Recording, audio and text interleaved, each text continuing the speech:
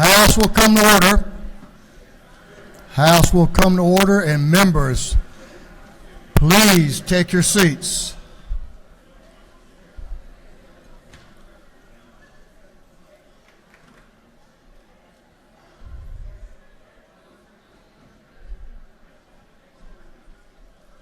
The hour for convening having arrived, all members will please take their seats. Mr. Clerk, will you please ring the bell?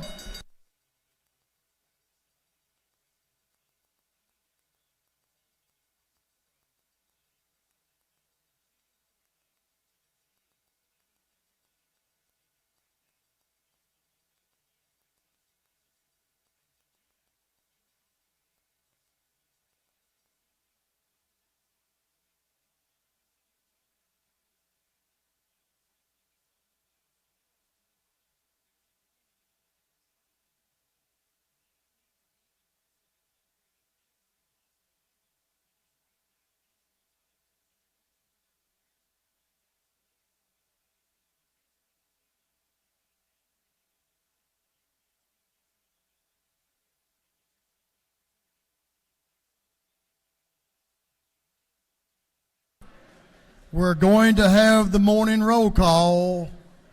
All members present will please vote green to signify their presence in the chamber, and the clerk will unlock the machines.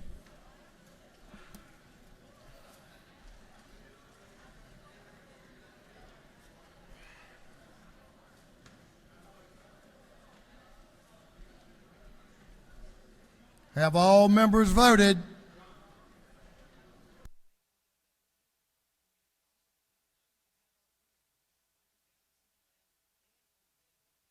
Have all members voted? Not quite.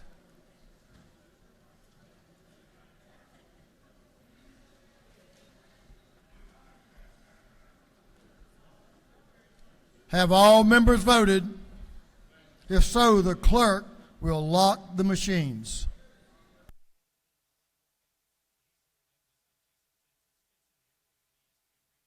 Doorkeepers, will you please close the doors and keep them closed? As is our custom, we will begin our day with scripture reading and prayer by the chaplain, after which we will pledge allegiance to the flag of our country. Our chaplain this morning will be introduced by the gentleman from the 175th House District, Representative John LaHood. Representative LaHood. Thank you, Mr. Speaker and members. It is my great honor today to introduce my friend, Reverend Mike Davis, who has served as senior pastor at Hayhira United Methodist Church in Hayhira, Georgia, since June of 2015. Mike previously served as pastor at Pinion United Methodist Church in Sylvester and at churches in Cordele and in Dawson, Georgia. Mike is a third career pastor, having previously worked in law enforcement, serving as the Chief Deputy Sheriff of Sumter County for 11 years, and in the insurance profession, working with the Georgia Farm Bureau Insurance Companies for 18 years. Reverend Davis is a native of Sumter County, having grown up in the Leslie and DeSoto areas. He has 5 children, 12 grandchildren, and Mike was recently engaged to my predecessor, former representative for District 175, Amy Carter, who we have right here.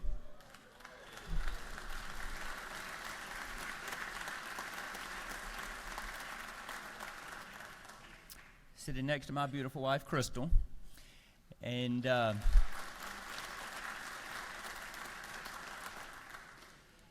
so not only is Mike special to me in that way, but Mike is also officiating the marriage ceremony of our daughter, Crystal and I's daughter, this May. So we're very glad to have him here. Mike's a graduate of LaGrange College with a Bachelor of Arts degree in Organizational Leadership and the Candler School of Theology at Emory University with a Master's of Divinity degree. Mike currently serves as chaplain for the FBI and chaplain for the Lowndes County Sheriff's Office.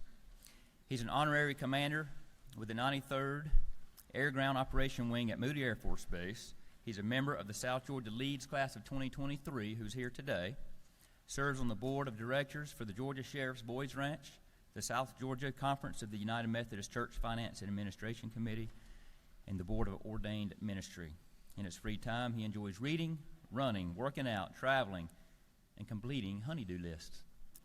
Welcome, Mike Davis.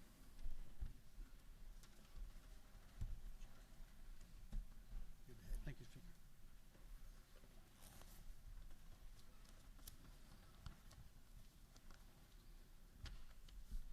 Good afternoon, Speaker Burns, members of the House, staff, and guests. Greetings from Hayhira in Lowndes County, Georgia. It's a great honor to stand before you today and share a few thoughts. I appreciate the sacrifices that each of you make to our state. And since my courtship with Amy, I've been slam dunked into state politics, and I've learned more about them than I've ever wanted to know. But it makes me appreciate you all that much more. So thank you again for your service to our state. Several years back, I read a story in a Reader's Digest about a young man who was visiting a zoo in the Gaza Strip.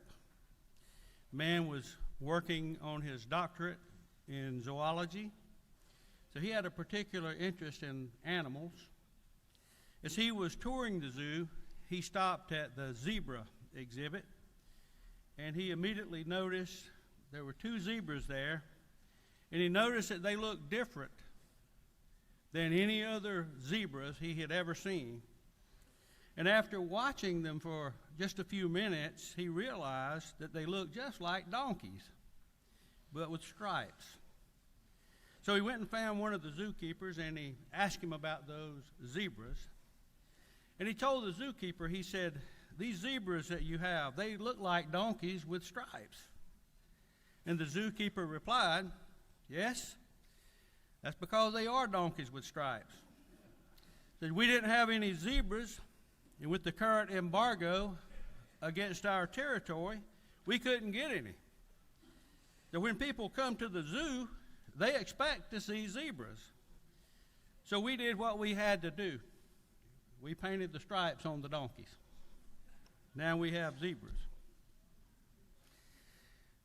Do you ever get the feeling that some of the zebras that you're looking at aren't really zebras? Maybe they're painted up donkeys. Except maybe we're not talking about donkeys. Maybe we're talking about people, maybe our colleagues, maybe our opponents, or how about this? Perhaps that person you're looking at in the mirror every morning. Is it a zebra or is it a donkey? Are they who they say they are?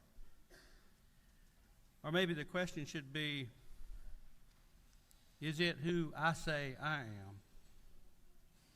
Or maybe the question should be, is that person I see in the mirror really who I want to be?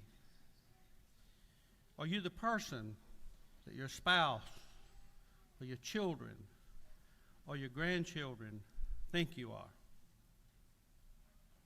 Years ago, I had a dear friend and church member in Sylvester named Mr. Fred Carter. Representative Bill Yerta is here. He was a mutual friend of both of ours, a dear friend of ours. Mr. Fred grew up in Jasper, Florida.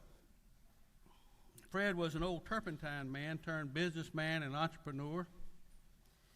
He was full of stories, and he left me with plenty of preaching material. And he used to tell me about the old clerk of court in Jasper, Florida, Miss Essie. Miss Essie was an old maid. She lived alone right down the street from the courthouse. Miss Essie had an alcoholic brother who would come and stay with her when he was on a bender.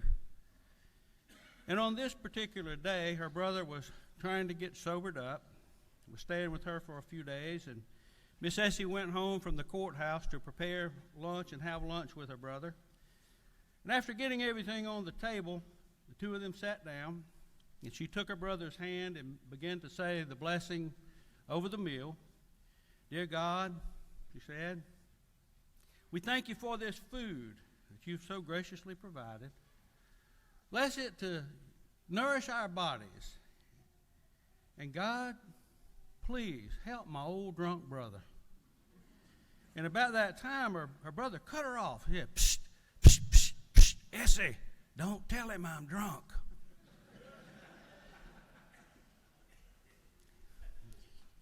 You know, there's an old saying that you can fool some of the people some of the time, but you can't fool all the people all of the time.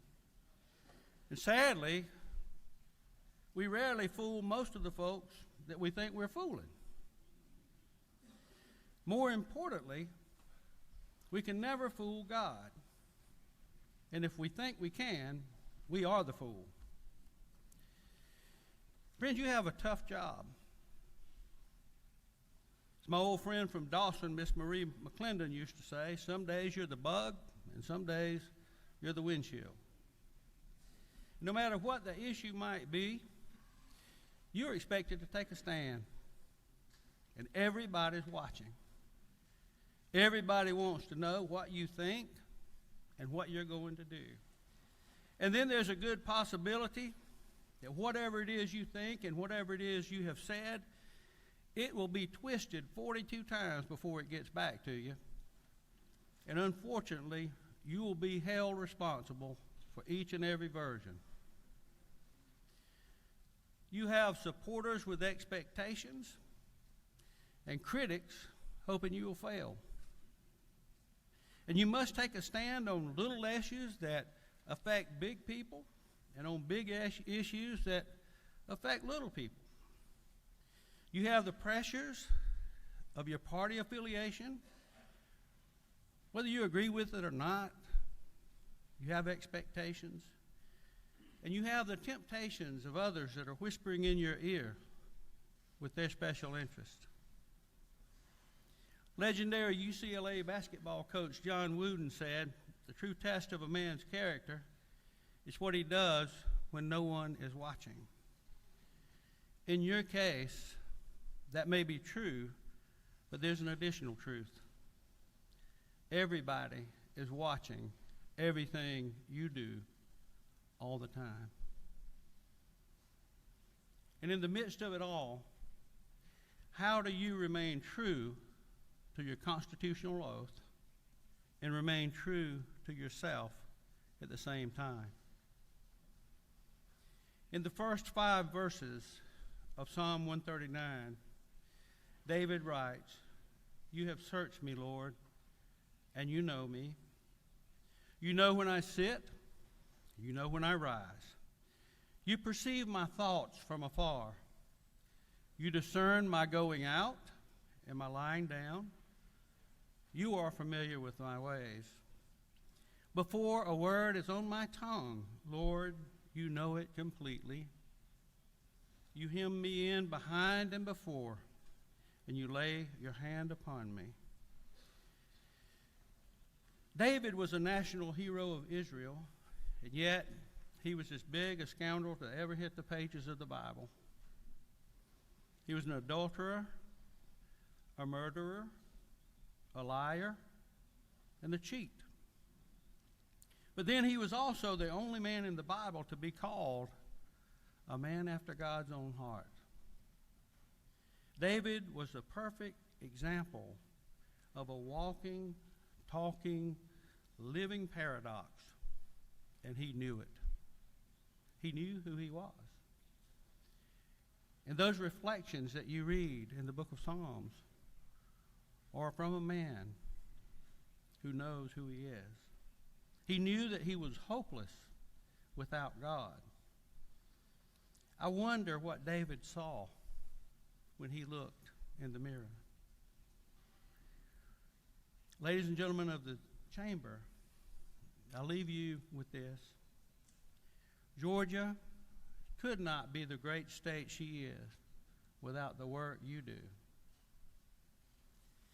And the fact that you are here today speaks to your character, and it's evidence of the trust that your respective district has in you.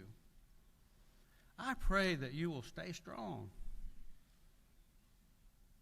in the midst of all the contentiousness of the day, especially in your world, in the political world. Stay true to yourself. Be that man or woman God made you to be. Would you stand and pray with me? Dear God, I thank you for this day and the blessings it brings. I thank you, God, for these who come to serve our state, giving of themselves tirelessly and sacrificially. I pray that you will guard their hearts and minds, fill them with your Holy Spirit, and lead them in your ways of kindness, compassion, and goodness. As they govern, pour out your favor upon them. Give them the peace of Christ, that which surpasses all understanding. Watch over this house, our governor, and all who represent and serve our great state of Georgia. And we will always give you the praise and the glory. In the name of Jesus Christ, I pray. Amen. If you'll join me for the pledge. I pledge allegiance to the flag of the United States of America and to the republic for which it stands, one nation under God, indivisible, with liberty and justice for all.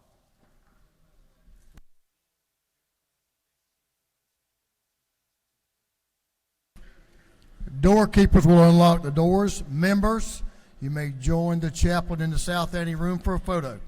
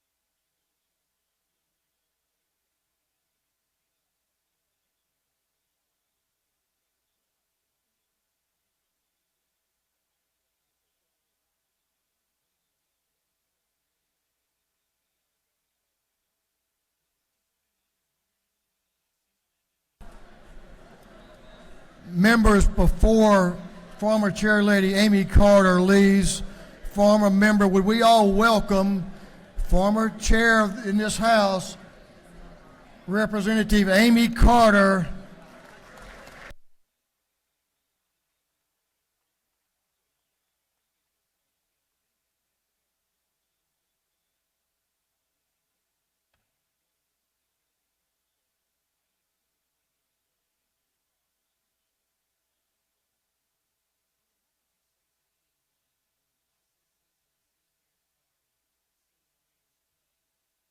Chair recognizes Chairman Tarvin, Chair of the Committee on Information and Audits. Chairman Tarvin.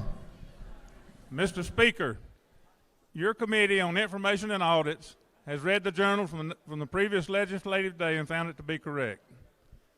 And on another note, today is halfway home. This is day 20. And I want you all to be in attendance. The gentleman will suspend just for a minute.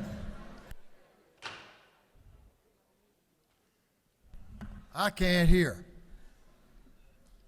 Mr. Chairman, on another note, as we know, this is day 20. We're halfway there in this session. And I encourage everyone to be in attendance, be alert, and don't count the days, make the days count. Wow, y'all needed to hear that. We all needed to hear that. That was a pearl. Not a very big one, but it was a pearl. Chairman Tarvin, the Chair of the Committee on Information and Audits, reports that the journal of the previous legislative day has been read and found to be correct. Is there any objection to dispense with the reading of the journal? The chair hears none. The reading of the journal is dispensed with. Is there any objection to the confirmation of the journal? Chair hears none, and the journal is confirmed. Mr. Clerk, will you please read the resolution establishing the order of business for the day? Representative Administration, the 104th moves the following be established as the order of business in her first part of period unanimous consents. Introduction of bills and resolutions, first reading and reference of House bills and resolutions, second reading of bills and resolutions, reports of standing committees, third reading and passage of uncontested local bills and resolutions, first reading and reference of Senate bills and resolutions, morning orders. Is there any objection to the adoption of the resolution establishing the order of business for the day?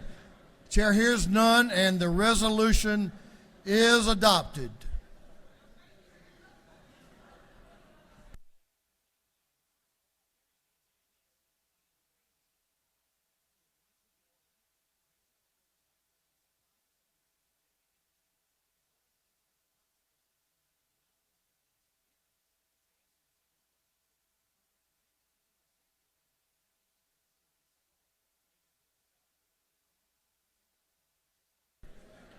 I got to be somewhere about 6. I don't know about y'all. I'm in no hurry.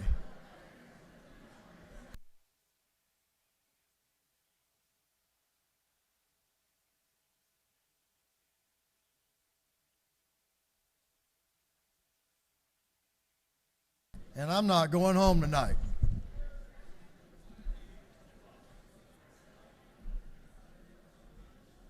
First reading of bills and resolutions, the clerk will read. House Bill 416 by Representative Cooper, the 45th, Stevens, the 164th, Reese, the 140th, Hawkins, the 27th, Silcox, the 53rd, and others. Bill being titled, an act to amend Article 3, Chapter 4, Title 26 of the official code of Georgia annotated relating to practice of pharmacy.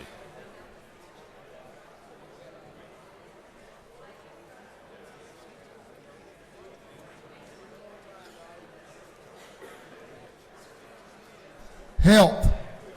House Bill 417 by Representative Knight, 134th, Cooper, the 45th, Barton, the 5th, Houston, the 170th, Hatchett, the 155th, and others. The bill being titled, an act to amend Chapter 24, Title 33 of the official code of Georgia annotated relating to insurance generally. Insurance. House Bill 418 by Representative Smith, the 18th, Lever, the 123rd, Reeves, the 99th. Bill be titled, an act to amend Code Section 913, 161 of the official code of Georgia annotated relating to where and when sales under executions are held. Judiciary. House Bill 419 by Representative Draper, the 90th, Bernal, the 77th, Oliver, the 82nd, and Nulowitz, the 42nd, Schofield, the 63rd, and others. Bill be titled, an act to amend Chapter 2, Title 21 of the official code of Georgia annotated relating to primaries and elections generally. Governmental affairs. House Bill 420 by Representative Roberts, the 52nd, Fryer, the 122nd, Beverly, the 143rd, and Mitchell, the 88th. Bill be titled, an act to amend Article 1 of Chapter 7 of Title 44 of the official code of Georgia annotated relating to landlord and tenant. Judiciary. House Bill 421 by Representative Roberts, the 52nd, Holland, the 54th, Trana, the 80th, Panich, the 51st. A bill be titled, an act to amend Chapter 1 of Title 27 of the official code of Georgia annotated relating to general provisions relative to game and fish. Game, fish, and parks. House Bill 422 by Representative Burchett of the 176th and Corbett of the 174th. Bill be titled, an act to amend an act to create a board of elections and registration for Ware County. Intragovernmental coordination. House Bill 423 by Representative Vance of the 133rd, Collins of the 71st, Hitchens of the 161st, Lumsden of the 12th, Powell of the 33rd, and others. Bill be titled, an act to amend Part 1 of Article 4, Chapter 11 of Title 16, official code of Georgia annotated relating to general provisions relative to dangerous instrumentalities and practices. Judiciary non-civil. House Bill 424 by Representative Vance, the 133rd, Crow of the 118th, Collins the 71st, Hitchens of the 161st, Lumsden of the 12th, and others. Bill be titled, an act to amend Article 1 of Chapter 16 and Title 15 of the official code of Georgia annotated relating to general provisions regarding sheriffs. Public safety and homeland security. House Bill 425 by Representative Gullett of the 19th, Saints of the 180th, Mathis, 149th, Scoggins the 14th, Lumsden of the 12th, and others. Bill be titled an act to amend Code Section 42-119 of the official code of Georgia annotated relating to petition for release from registration requirements. Judiciary non-civil. House Bill 426 by Representative Blackman of the 146th, Taylor of the 173rd, Jones of the 47th, Jaspers of the 11th, Ballinger of the 23rd. Bill be titled an act to amend Chapter 2 of Title 21 of the official code of Georgia annotated relating to elections and primaries generally. Governmental affairs. House Bill 427 by Representative Kennard of the 101st, Jones of the 25th, Holcomb of the 81st, Carpenter of the 4th, Clark of the 108th, and others. Bill be titled an act to amend Article 1 of Chapter 3, Title 20 of the official code of Georgia annotated relating to post-secondary education generally. Higher education. House Bill 428 by Representative Hughley of the 141st, Buckner of the 137th, Alexander of the 66th, Frazier of the 126th, Bernau of the 77th, and others. Bill be titled an act to amend Article 7, Chapter 4, Title 49 of the official code of Georgia annotated relating to medical assistance generally. Public and community health. House Bill 429 by Representative Smith of the 18th, Green of the 154th, Jenkins of the 136th, Evans of the 57th, Mathis of the 149th. Bill be titled an act to amend Part 1 of Article 2, Chapter 8 of Title 12 of the official code of Georgia annotated relating to the Georgia Comprehensive Solid Waste Management Act. Natural resources and environment. House Bill 430 by Representative Smith of the 18th, Evans of the 57th, Green of the 154th, and Jenkins of the 136th. Bill be titled an act to amend Part 1 of Article 2, Chapter 8 of Title 12 of the official code of Georgia annotated relating to solid waste management generally. Natural resources and environment. House Bill 431 by Representative Jenner of the 85th, Carter of the 93rd, Holcomb of the 81st, Moore of the 91st, Taylor of the 92nd, and others. The bill being entitled an act to amend Part 1 of Article 3 of Chapter 8 of Title 48 of the official code of Georgia annotated relating to county special purpose local option sales tax. Ways and means. House Bill 432 by Representative Schofield of the 63rd, Clark of the 108th, Beverly of the 143rd, Carter of the 93rd, Cannon of the 58th, and others. Bill be titled an act to amend Code Section 83201 of the official code of Georgia annotated, Article 1 of Chapter 1 of Title 20 of the official code of Georgia annotated, and Chapter 1 of Title 34 of the official code of Georgia annotated. Judiciary. House Bill 433 by Representative Schofield of the 63rd, Beverly 143rd, Scott of the 76th, Davis of the 87th, and Bennett of the 94th.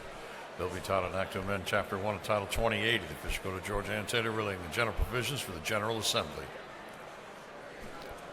Budget and fiscal affairs oversight. House Bill 434 by Representative Hawkins, the 27th, Newton, the 127th, Dempsey, the 13th, Deloach, the 167th, Bennett, the 94th, and others. Bill be titled an act to amend Article 1 of Chapter 34, Title 43 of the official code of Georgia annotated relating to Georgia Composite Medical Board. Health.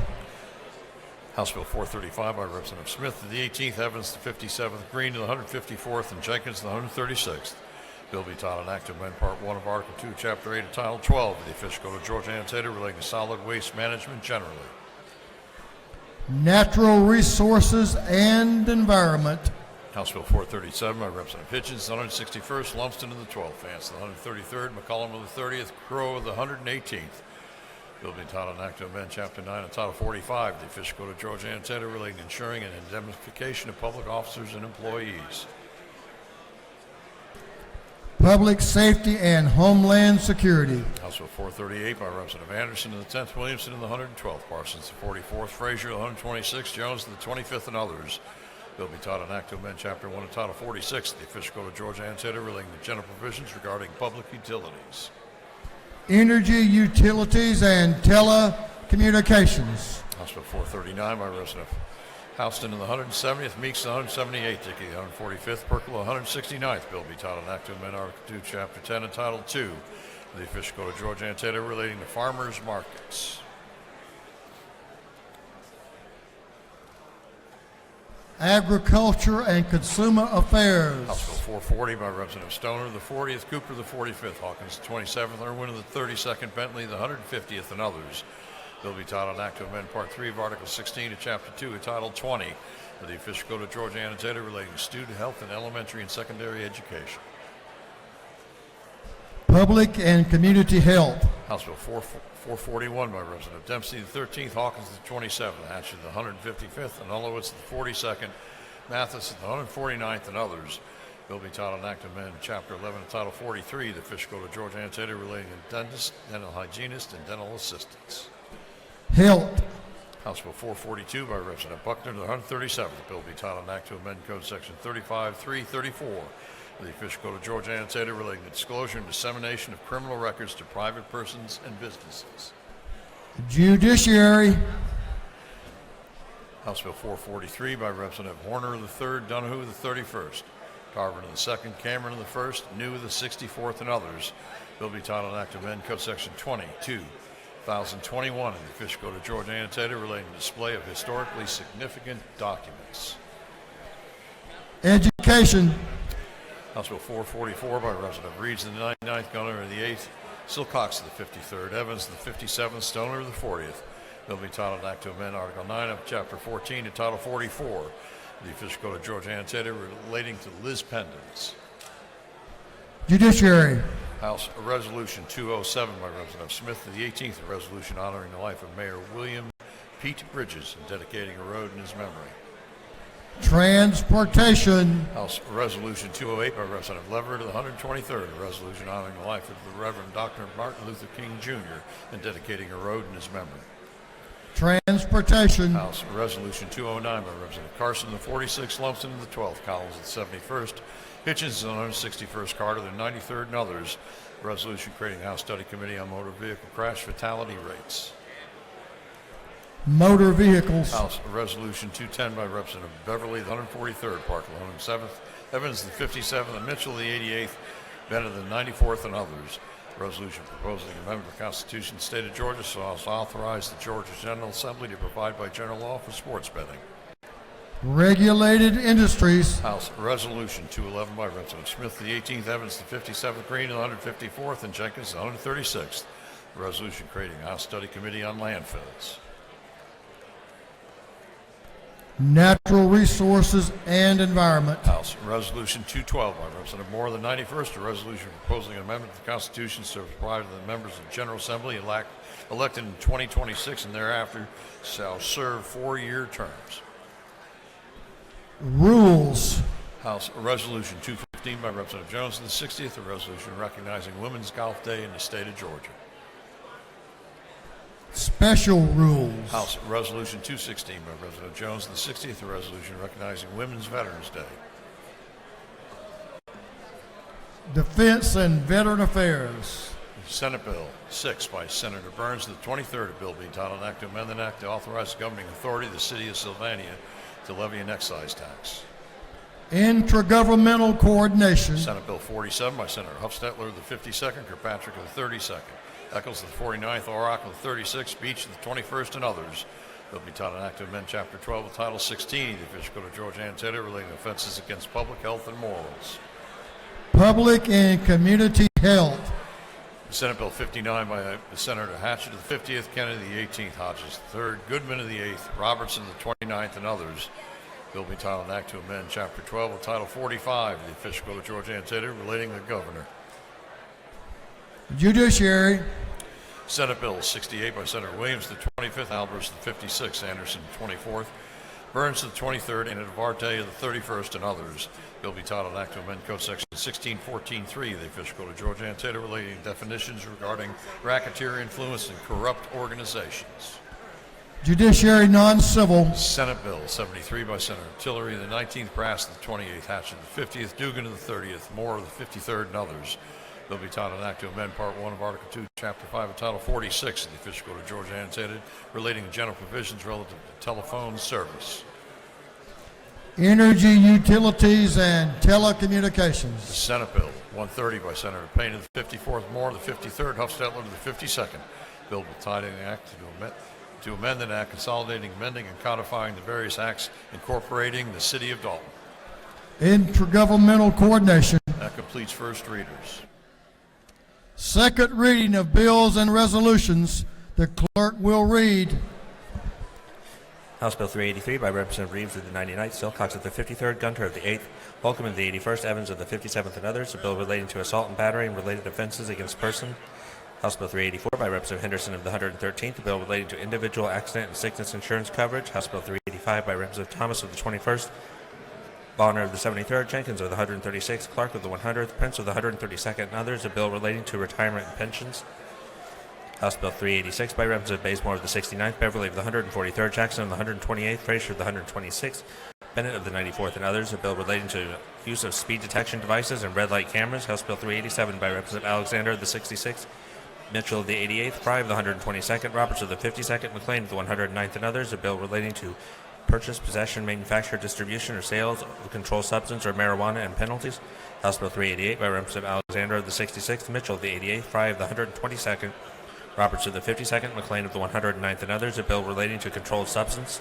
House Bill 389 by Representative Mumtahan of the 17th, Tarvin of the 2nd, Gullett of the 19th, Thomas of the 21st, Ridley of the 6th, a bill relating to condominiums. House Bill 390 by Representative Schofield of the 63rd, Willis of the 55th, Scott of the 76th, Carter of the 93rd, Davis of the 87th, and others, a bill relating to standards, labeling, and adulteration of drugs and cosmetics. House Bill 391 by Representative Green of the 154th, a bill to amend an act providing a homestead exemption from Early County School District ad valorem taxes. House Bill 392 by Representative Jaspers of the 11th, Bentley of the 150th, Irwin of the 32nd, Gaines of the 120th, Martin of the 49th, a bill relating to commissions and other agencies.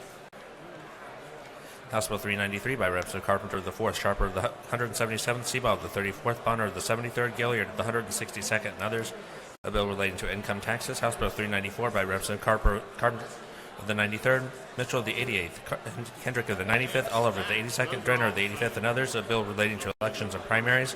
House Bill 395 by Representative Huddleston of the 72nd, a bill to amend an act to provide a homestead exemption from Heard County ad valorem taxes. House Bill 396 by Representative Vance of the 133rd and Jackson of the 128th, the bill relating to creation, membership, compensation, qualifications, accountabilities, and assignment. House Bill 397 by Representative Carpenter of the 4th, Evans of the 57th, Daniel of the 117th, Jones of the 25th, Crow of the 118th, a bill relating to alcoholic beverages, motor vehicles, and traffic. House Bill 398 by Representative Hilton of the 48th, McCollum of the 30th, Gullett of the 19th, Carpenter of the 4th, Mumtahan of the 17th, and others, a bill relating to ticket brokers. House Bill 399 by Representative Schofield of the 63rd, Beverly of the 143rd, Davis of the 87th, Mitchell of the 88th, Scott of the 76th, a bill relating to handicapped persons. House Bill 400 by Representative Smith of the 18th, Estration of the 104th, Gunter of the 8th, Holcomb of the 81st, Leverett of the 123rd, and others, a bill relating to judges of the Supreme Court.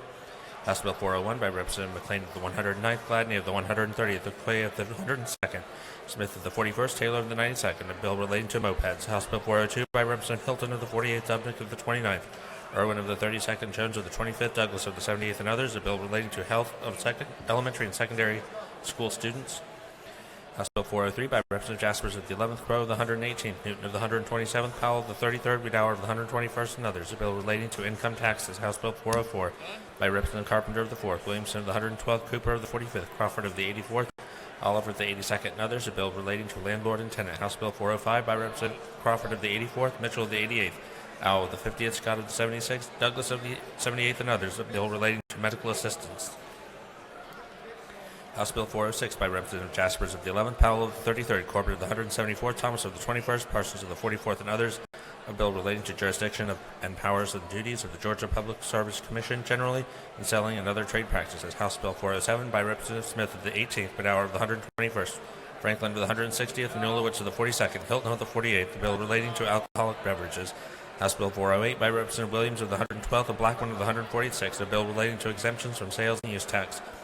House Bill 409 by Representative Daniel of the 117th, Burchett of the 176th, Kelly of the 16th, Reeves of the 99th, Leverett of the 123rd, and others, a bill relating to general provisions applicable to counties, municipal corporations, and other governmental entities. House Bill 410 by Representative Daniel of the 117th, Smith of the 138th, Corbett of the 174th, New of the 64th, Dickey of the 145th, a bill relating to water and wastewater treatment plant operators and laboratory analysis. House Bill 411 by Representative Bazemore of the 69th, Beverly of the 143rd, Park of the 107th, McLean of the 109th, Carter of the 93rd, a bill relating to general provisions of labor and industrial relations. House Bill 412 by Representative Williamson of the 112th and Blackman of the 146th, a bill relating to income taxes. House Bill 413 by Representative Williams of the 148th, Meeks of the 178th, Rhodes of the 124th, Dickey of the 145th, Blackman of the 146th, and others, a bill relating to the Georgia Agribusiness and Rural Jobs Act. House Bill 414 by Representative Blackman of the 146th, Hatchett of the 155th, Williams of the 168th, Oliver of the 82nd, Mogul of the 105th, a bill relating to governing and regulation of mental health. House Bill 415 by Representative Silcox of the 53rd, Martin of the 49th, a bill relating to joint county and municipal sales and use tax. House Bill 436 by Representative Corbett of the 17th, Smith of the 70th, Smith of the 138th, Burchett of the 176th, Taylor of the 173rd, and others, a bill relating to surface mining. House Resolution 184 by Representative Schofield of the 63rd, Howard of the 129th, Beverly of the 143rd, Fraser of the 126th, Corbett of the 174th, and others. A resolution urging all owners and operators of Georgia's self-service gasoline stations to implement policies and practices to better assist disabled or mobility-impaired individuals who cannot dispense their own gasoline. House Resolution 185 by Representative Bennett of the 94th, Jenkins of the 136th, Dempsey of the 13th, Lewis Ward of the 115th, Newton of the 127th, and others. A resolution creating the House Healthy Food Retail Study Committee.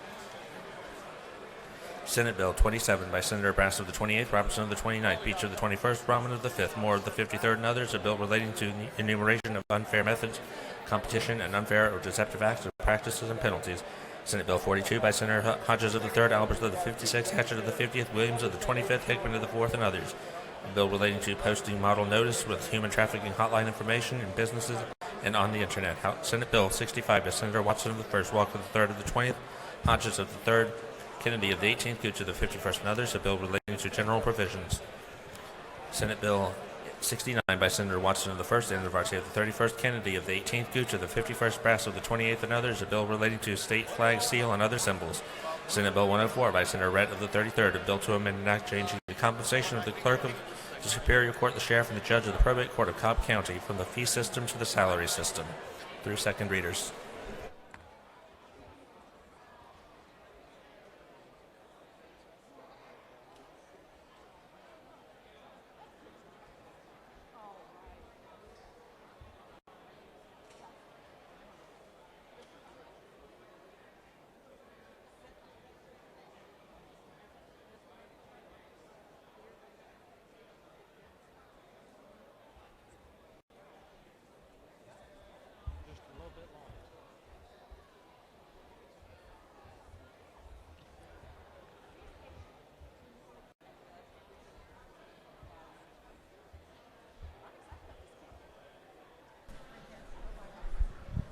Members, I'd like to have your attention just for a moment. A former member, Representative Derek Jackson. Derek, good to see you. Welcome back to the House. Representative Derek Jackson. Welcome.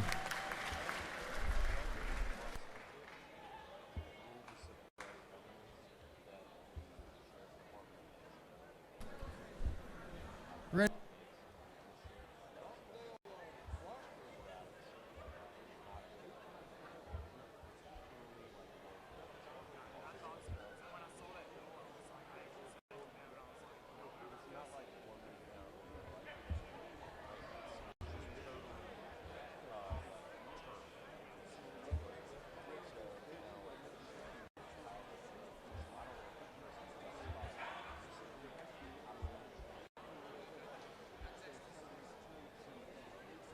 Reports of standing committees.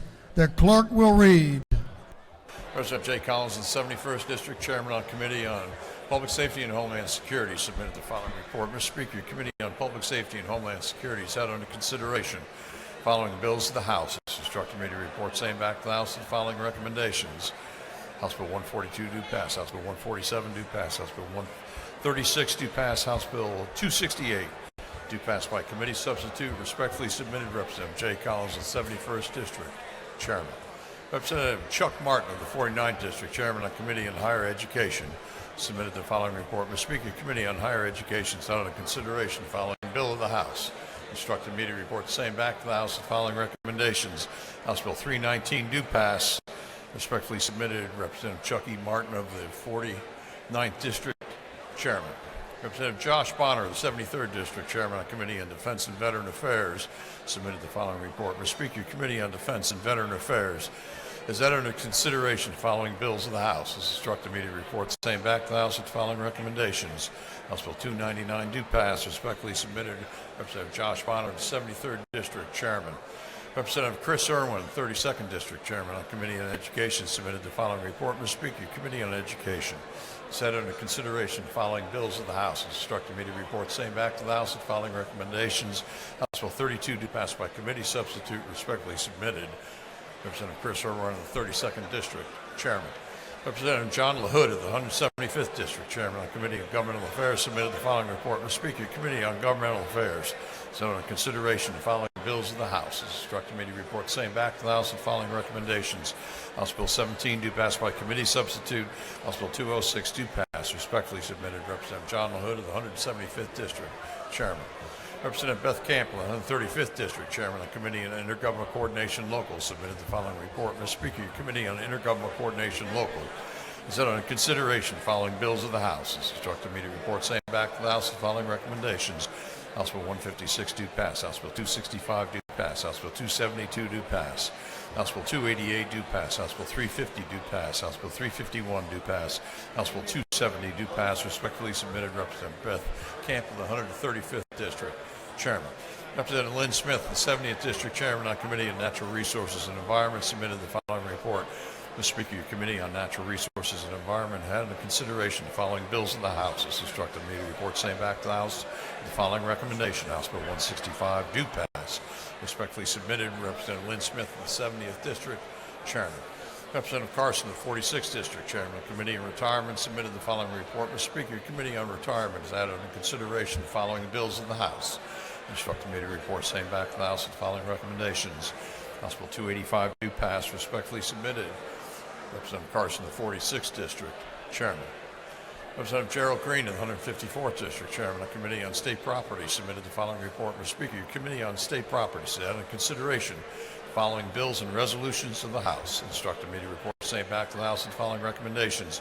House Resolution 157 do pass by substitute. House Resolution 158 do pass. Respectfully submitted, Representative Gerald Green of the 154th District, Chairman. Representative Shaw Blackman of the 146th District, Chairman on Committee on Ways and Means, submitted the following report. Mr. Speaker, Committee on Ways and Means is set under consideration following bills and resolutions of the House. Instructed me to report same back to the House and following recommendations. House Bill 36 do pass. House Bill 95 do pass. House Bill 138 do pass. House Bill 162 do pass. House Resolution 66 do pass. Respectfully submitted, Representative Shaw Blackman of the 146th District, Chairman. That completes the reports of standing committees. Thank you, Mr. Clerk.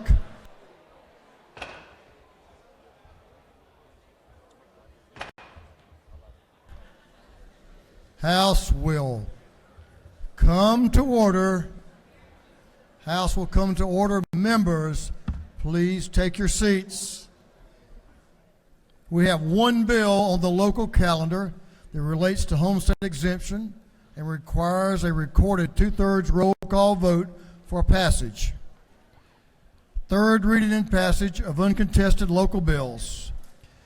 If there is no objection, we will vote on the local calendar as a whole with a recorded vote. Hearing none, it is so ordered. The clerk will read the local calendar.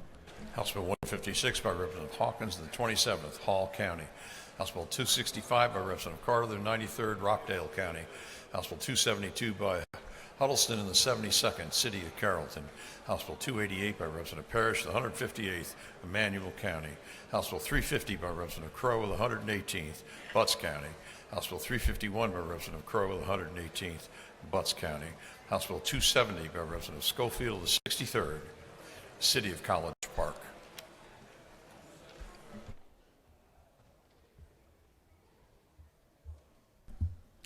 Is there any objection to the previous question being ordered on the local calendar? Chair hears none. The previous question is ordered. Is there any objection to agreeing to the report of the committee, which was favorable to the passage of the bills? Chair hears none. The report of the committee is agreed to. Shall these bills now pass?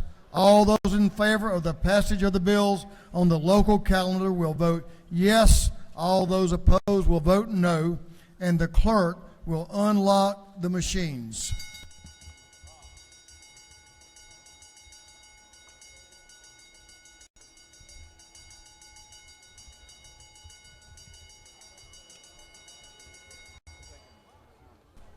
Have all members voted? Have all members voted? If so, the clerk will lock the machines. On the passage of the bills on the local calendar, the ayes are 162, the nays are 2. These bills, having received the requisite constitutional majority, are therefore passed.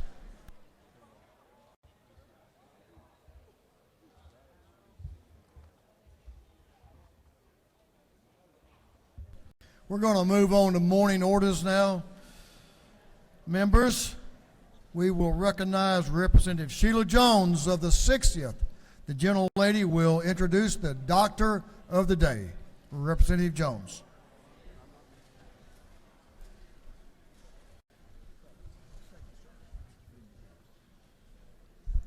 Thank you, Mr. Speaker. Members, I am so pleased to stand here today on my 67th birthday and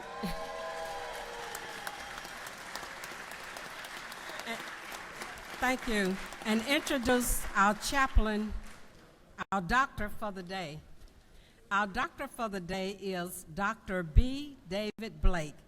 He is a native of Bronx, New York, and he graduated from Northside Performing Arts High School in Atlanta, Georgia, after relocating with his family. Dr. Blake received his BS from Howard University in Washington, D.C., and earned his MD degree from Morehouse School of Medicine in Atlanta, Georgia. He completed his internship and residency training in family medicine from Morehouse School of Medicine, Department of Family Medicine, serving as chief resident during his final year. He has been recognized as the Morehouse School of Medicine National Alum of the Year and has served as president of the Morehouse School of Medicine National Alumni Association. He is the medical director for Family First Healthcare PC in Lithia Springs, Georgia, where he provides clinical preceptorship training to medical students, nurse practitioner students, and physician assistant students. Through the Atlanta Medical Association, Dr. Blake mentors college pre-med students. Most proudly, Dr. Blake is the father of 4 beautiful daughters, Alexandria, Adriana, Ariel, and Brianna. I present to you our Doctor of the Day, Dr. Blake.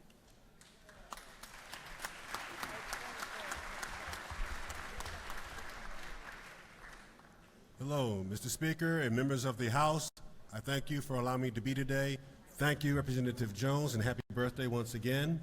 It has been my honor to be here with you today, serving as your Doctor of the Day. It has been a learning experience. Again, thank you for the invitation. I look forward to working with you during my term as President of the Georgia State Medical Association and continuing to bring the best health care to your constituents and my patients throughout the state of Georgia. Thank you again.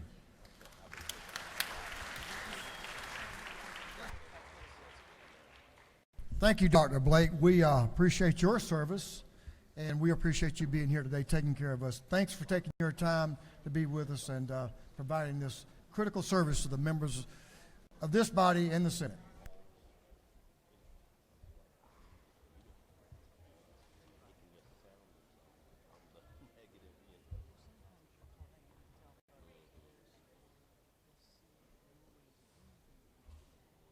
"27 years old. Can you believe it? Happy birthday." Wow.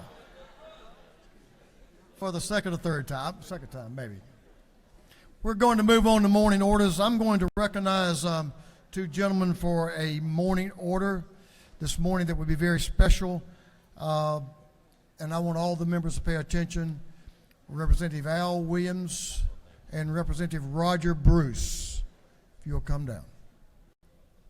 Members, please pay attention.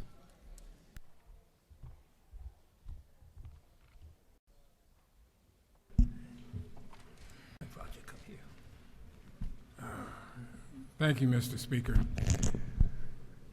You know, I don't come to the well a lot, but today I'm coming to ask you to celebrate a life with me of a gentleman that has touched this whole country. He's a native of Georgia, but he has impacted this entire country. His name is Thomas Dortch. Those of us that know him or knew him called him Tommy. I met Tommy over 50 years ago when I was a freshman at Morehouse, and he was a few years ahead of me at Fort Valley. And he had come and asked me to help organize students across the entire state to get them to get involved in the electoral process, to go out and register to vote. And we registered thousands of students to vote in that governor's election that year. And you know, it's difficult for me because he and I were generally friends. That's his picture up there. For those of you that knew Tommy, you know that we could stand here all day long and talk about all of the things that he has done and contributed.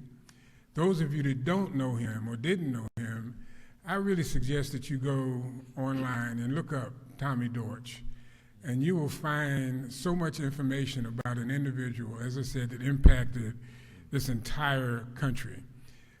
His impact on small businesses and on all the other things that he has done, you know, is just remarkable. And it's tough for me. So I'm going to pass this on to Al and let Al say some things about him. Thank you, Mr. Speaker. Excuse me, just a little. Let me get middle up here. Of course, everyone came through Atlanta and many parts of this country knew Tommy Dortch. My friendship, too, goes back 50 years. When Tommy was first starting out, and even when he went on the staff of Senator Sam Nunn, he came to Southeast Georgia many times. He stayed with Olivia and I. Down in Midway, he'd drive down. What a contributor. 100 black men of America, a great organization that has had an unbelievable impact, where he served as chairman, the HBCU Hall of Fame that he organized and put together, his friendship with former Dean Calvin Smyrie. It dates back to Fort Valley State. And Calvin and I have been in touch most of the week, following up on how he was doing. And then eventually we had to make the call where we reminisced on what a friend and good person he was. Now, every morning when I sit down, I pick up my scripture, and I usually read 3 verses, and I'll only do one. The Lord is my light and my salvation. Whom shall I fear? It's brought me through some tough times. But to Carol and the rest of the Dortch family, members of the Georgia legislature, we send out our deepest condolences for a life well lived. Well done, thou great, good, and faithful servant. Those words fit Tommy Dortch exactly. Mr. Speaker, thank you, and we yield the well. Thank you, representatives, for that remembrance of a very fine man. Thank you. That's, the Speaker makes that call. Now, I can't make. members, we're going to move on with morning orders. We're going to ask you to see if you can get up and get down in less than a minute, if possible. Representative Kendrick is recognized for a morning order. Thank you, Mr. Speaker. Good morning, colleagues. Today is my 4th annual Tech for All Policy Conference, and I wanted to acknowledge the 4 nonprofits that helped me draft legislation for this conference. Partnership for Southern Equity, Urban League of Greater Atlanta, Inspire EDU, and Generation USA. And I hope that you will help me honor our honorees for this conference as they work to propel Georgia forward in the area of diversity in tech workforce. They're in City Hall right now. They were supposed to be here, but we had a time change. But I wanted to name them: Christina Newton, Roshana Novelis, Valerie Mackey, Charles Robinson, Jane Bambry, S. Gordon Moore Jr., Maxine Kane, Hamid Harjeeb, and Dr. Alex Carmadale, and my co-chair for this year, Miss Erica Moore. So thank you for those of you that supported me yesterday and today for this conference. Thank you, Mrs. Speaker. Representative Gaines is recognized for a morning order in the afternoon.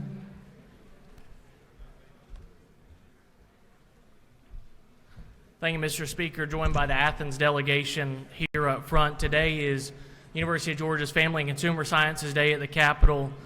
The Family and Consumer Sciences College offers majors such as consumer sciences, dietetics, financial planning, fashion merchandising, and human development. Helps students study and apply these principles of design, business, science, and technology to develop healthier people and thriving communities throughout the state. We're thrilled to have Dean Anissa Zonkovic up in the audience, as well as Dr. Allison Penn and several other administrators and students from the UGA Family and Consumer Sciences College. If y'all could please stand, be recognized.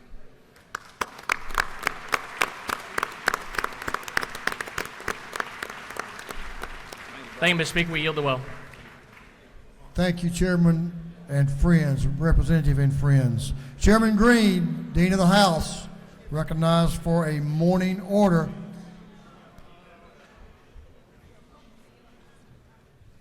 And his friends from Albany. Thank you, Mr. Speaker. This was supposed to be a group of individuals from Dougherty County and Albany Day. We were glad to have them and host them today. Thank you, Mr. Speaker, for coming by and speaking to them this morning. But I believe that most of them have left now, headed back to South Georgia, back to God's country. So thank you, Mr. Speaker. Y'all had a good group there. Really good group. Enjoyed being with them this morning. Representative Olaliye is recognized for a morning order. Thank you, Mr. Speaker.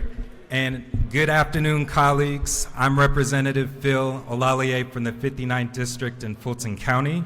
And today I rise and have the great honor to recognize a great Georgian and community advocate, Miss Maddie Jackson. Born in Jackson, Georgia, Miss Maddie wrote her first petition at the age of 8, met with President Johnson's administration to help shape legislation protecting the poor, and she even carried the Olympic torch during the 1996 Olympic Games. It was no surprise that after decades and decades of community work, Miss Maddie became affectionately known as the mayor of Summerhill. Yet at the golden age of 93, Miss Maddie is best known for her stand against the city of Atlanta in defense of her home in Peoplestown and on behalf of other communities' livelihoods across Southeast Atlanta. To Miss Maddie, having a safe, affordable, and stable home to live in was a non-negotiable. At a time when decent housing for Georgians is being threatened by sky-high rent prices, a lack of affordable options, and Wall Street, now landlords, taking advantage of and profiting off of hardworking families. I challenge this chamber to draw from Miss Maddie's courage and remember that there is nothing, and I mean nothing, more important than a safe, affordable, and stable home. Without it, everything else falls apart. So I want to thank my friends and Miss Maddie's family and friends up in the gallery for joining us this afternoon at the People's House. May you please stand and be recognized. Y'all stand up now.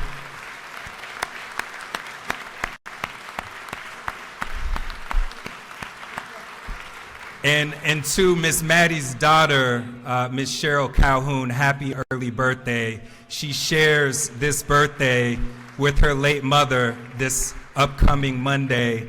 Miss Maddie would have been 102 years of age. And if I may, Mr. Speaker, one last birthday to one of the greatest men I know, my dad. Happy birthday. I love you, Pops. Thank you, Mr. Speaker. I yield the well. You got to remember Dad. There's no doubt about that. Point of personal privilege, I want to recognize and introduce to some of you a gentleman I served with here in this house, Representative Bob Holmes. Bob, it's good to have you back. You look great. Good to see you. Representative Bob Holmes. Chairlady Dempsey is recognized for a morning order. Thank you, Mr. Speaker. Today is CSB, Community Service Boards Day, at our state capitol. Throughout Georgia, 2 million Georgians have suffered in this past year with mental illness or addictive diseases. More than 320,000 experienced a serious mental illness, and more than 145,000 adults in Georgia are living with intellectual and developmental disabilities. Today, each of these community service boards have a tremendous impact in each of our communities with the desire to improve the quality of life of Georgia's most vulnerable populations. Thank you to each of you for continuing to meet the diversified needs of those you serve with high quality and cost-effective care. Georgia's children, youth, and adults living with serious mental illness, developmental disabilities, and addictive diseases. Please rise and let us say thank you.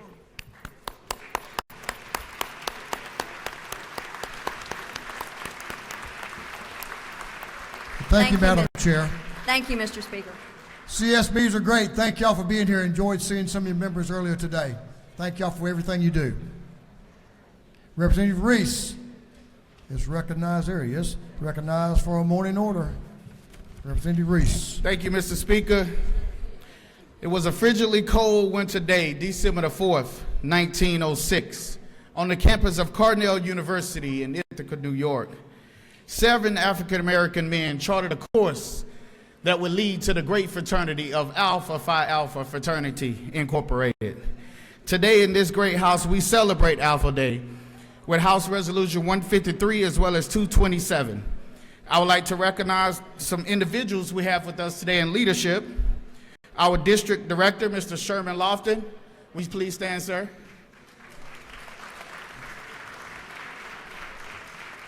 We also have the 35th General President with us, Mr. Everett Ward. Would you please stand? And the reigning brothers that are in the chamber of Alpha Phi Alpha, thank you for hosting us today at your state capitol. Thanks, Representative Reese, and welcome, gentlemen. Glad to have you all with us. Representative Park Cannon is recognized for a morning order. Representative Cannon.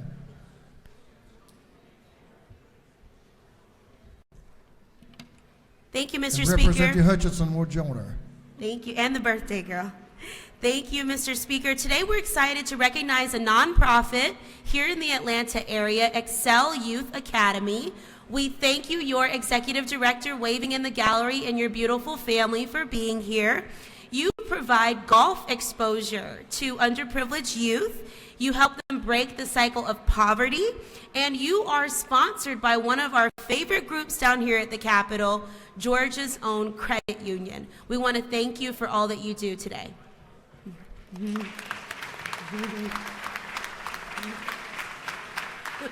Thank you, Representative Cannon, and welcome. Representative McLean, I got you before you sit down, didn't I? Thank you. Thank you, Mr. Speaker. Today in the gallery we have the Gwinnett Chat Outreach, and we have also the director, Ryan Cox, in the stand, and he's got 4 of his board members. I can get y'all to stand up. I want you all to realize the Gwinnett Chat Outreach, what they do, give those young fellas a hand. What they do, they go behind the scene to businesses. And what they try to do is make sure that these young men get that opportunity to see businesses behind the scene to do some work. So today, they're at the People's House. They toured the People's House, and they're looking forward to coming back to this house. Thank you all for being here. Thank you, Mr. Speaker. Thank you, Representative McLean, and welcome to the People's House. Glad to have y'all. Members, we'll move on to the rules calendar. The rules calendar is ready to go. Mr. Clerk, will you read the caption to HB 215? House Bill 215 by Representative Powell, the 33rd, and others to be titled an act to amend Chapter 26 and Title 43, the Official Code of Georgia Annotated relating to nurses, says to provide for licensure of advanced practice registered nurses. This bill having referred to the Committee on Health, that committee recommends that this bill do pass. Representative Chairman Powell is recognized to present the bill. Thank you, Mr. Speaker, and ladies and gentlemen of the House. I bring to you today House Bill 215. We've been working on this a couple of years, and as most of y'all know, anything related to health care is like pulling teeth to get it out of a committee and move it forward. This bill today is going to let you go home and say thank you to a lot of those unsung heroes that save your lives. That's the nurses. Currently, the the Board of Nursing issues an authorization to be a nurse. There's no differentiation between what classification, but we have APRNs, Advanced Practical Registered Nurses. These are the nurses that have the extra educational requirements and protocol and clinicals and the such. Currently, you have physician assistants, which most people are familiar with. They're also licensed by the composite board, but this bill would do two simple things. One, it recognizes those extraordinary differences between a normal nurse and an advanced practical registered nurse by giving them licensure, or the title that they would be then, instead of being just licensed as a nurse, they would be licensed by the nursing board. Secondly, ladies and gentlemen, this bill does a very simple thing to allow PAs and APRNs to issue those medical placards, handicap placards. It doesn't sound like much, but it takes a little bit of a burden off of the docs, that these people work under those docs protocol. Mr. Speaker, I'll be more than glad to answer any questions, and if there are none, I'll yield the will. You do have a couple of questions, if you will yield. Be glad to. The lady from the 58th, Representative Cannon, to your left, has a question. Yes, sir. Yes, ma'am. Thank you. Do you yield? Yes, ma'am. Just a question about the different types of midwives that are included in this bill. I did see and I do understand the intention of this bill, but did you know that there is also a certified professional midwife, not just a certified nurse midwife? So maybe this bill accidentally doesn't include them, or does it intentionally not include them, and then would they be subject to a misdemeanor? Quite frankly, for somebody that hadn't had a use for a midwife personally, but I will tell you that there's several specifications in specialty nurses, such as the midwives and some of these, that they're classified under the APRN. Just yielding for a second question. Yes, ma'am. So is there possibly room to look at this bill about how it affects midwives, just to make sure that those certified professional midwives aren't intentionally left out? My understanding is that they are classified as an APRN and they're not left out.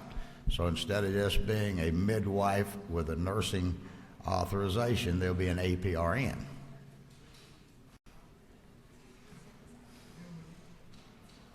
Gentlemen, yield to the lady from the 45th, Chair Lady Cooper, for a question. Certainly. Will the gentleman yield? Yes, ma'am, to my dear friend. Okay, isn't it true that the bill that this covers that are considered nurse practitioners are the ones that are already RNs that have taken advanced course in nurse midwifery? The lady that is the category that is covered under your bill and for licensure. Yes, ma'am. You are so right. These are the nurses who have the extra education, the masters and the PhDs and all of this. Thank you for the question. Will you yield again? Yes, ma'am. So someone with other training, other than first becoming an RN, and then taking the advanced training to be a nurse midwife, would not qualify for this licensure. If the lady so states. Thank you. Gentlemen, yield for another one or two. Certainly. Lady from the 36th, Representative Earhart, for a question. Thank you, Mr. Chairman. Will you yield? Yes, ma'am. Is it not true that this piece of legislation is another positive step that Georgia is taking towards both recruiting, retaining, and enabling nurses in Georgia to do the best they can to serve Georgians? And is it also not true that as a mother of an ER trauma nurse, I am especially grateful for this piece of legislation? If the lady so states, and I appreciate the question. Gentlemen, you have one more. You have one more question. We'll recognize the gentleman from the 127th, Representative Newton, to your right. Thank you, Mr. Speaker. Will the gentleman yield? Yes, sir. Isn't it true that I have the privilege of working with nurse practitioners nearly every day in the emergency department and in office practices, and have seen firsthand the incredible value that both RNs and APRNs bring to medical care? Yes, sir, as you so state. Well, I appreciate working with you on this, and I want to know you have my full support, and I thank you for bringing the bill. And I thank you, and I also thank you as being part of MAG and the doctors for working with me to move this forward. And as we had said before, I know what a lot of concerns in the past have been about pathways to hanging independent shingles, but this is not a move to do that. Water runs downhill, and somebody's got to be in charge, and that means the doctors that these PAs and APRNs work under their protocol. And I thank you, Doc. Mr. Speaker, I don't think there should be any other questions, but I would certainly implore the members of the House to pass this bill forward. And when you see your nurses at home, give them a hug and thank them. Thank you, Chairman Powell. The gentleman has yielded the well. Is there any objection to the previous question being ordered? The chair hears none. The previous question is ordered. Is there any objection to agreeing to the report of the committee, which was favorable to the passage of the bill? The chair hears none. The report of the committee is agreed to. Shall this bill now pass? All in favor of the passage of the bill will vote yes. All those opposed will vote no. And the clerk will unlock the machine.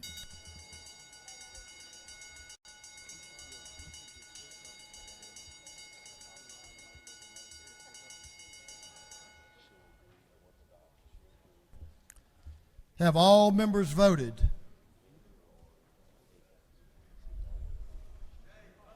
Have all members voted? If so, the clerk will lock the machine. On the passage of the bill, the yeas were 165, the nays 0. The bill, having received the requisite constitutional majority, is therefore passed. Mr. Clerk, will you read the caption to HB 81? House Bill 81 by Representative Corbett of the 174th and others to be titled an act to amend Code Section 22-262 of the official code of Georgia Annotated relating to low wealth capital outlay grants to local school systems and criteria for eligibility, so as to revise the eligibility criteria for certain capital outlay grants. This bill has been referred to the Committee on Education. That committee recommends that this bill do pass. Chairman Corbett is recognized to present the bill. Ladies and gentlemen, give him your attention, please. Thank you, Mr. Speaker. Members of the House, I bring before you House Bill 81, LC 491061. House Bill 81 revises the criteria for certain capital outlay projects as related to low wealth school systems. Presently, the criteria, you have to be in the bottom 25% for SPLOST collections based on FTE, and also the bottom 25% based on property value based on FTE, or you're consolidating two schools where you don't generate enough SPLOST to over a 5-year period for your local match. So that is the three ways you can qualify for this. We're changing that criteria a little bit. On the first two, we adding to the bill where if you qualify for the SPLOST or the low property value, we're adding if you've owned it for a 3-year period. If you own it, you're on that list for 3 years. We have every year your SPLOST collections goes up and down. So this adds some stability to it. So once you qualify, you're qualified for 3 years, even if the next year your SPLOST collection doesn't meet that criteria. The other change, we added that on the consolidation piece, the schools have to be over 35 years old. This helps us to address the most needed areas first, because you have some school systems that were being replaced that are younger than that, still earn maintenance and operation funding, which helps the air conditioning and roofing and that kind of thing. So they earn money to help maintain these younger schools. So now we're targeting the most needed areas by putting that 35-year requirement in there. And then the meat of the bill, the main change is where once the system's needs have been met, they will roll off of that list for 10 years and allow somebody else to roll onto that list, therefore helping a rural school that would no longer be able, they wouldn't be able to afford a capital outlay project to build a new school without this grant. So that's what the bill does, and I would stand for any questions, Mr. Speaker. The gentleman does have a question. I'll yield. The gentleman from the 32nd, Chairman Irwin, is recognized for a question to your right. Thank you, Mr. Speaker. Does the gentleman yield? To my friend, I do, to Chairman. Thank you. First of all, thank you for bringing this bill. And what I read in this bill, this is helping the poorest systems and ultimately helping the poorest children in this state of Georgia. Is that correct? The gentleman knows what he speaks. Thank you very much for bringing this bill, Mr. Chairman. Thank you. And Mr. Speaker, if there are no more questions, I'll yield the well and ask. Gentlemen, we yield for one more question. I will yield for one more question, Mr. Speaker. The Minority Leader, Representative Chairman Beverly, right in front of you. Leader Beverly. Thank you, Mr. Speaker. I have a question around the school systems. There could be, just an observation, there could be a poor school in a wealthy school system that won't get this attention because it's in a wealthy school system. So it's not less than 25%.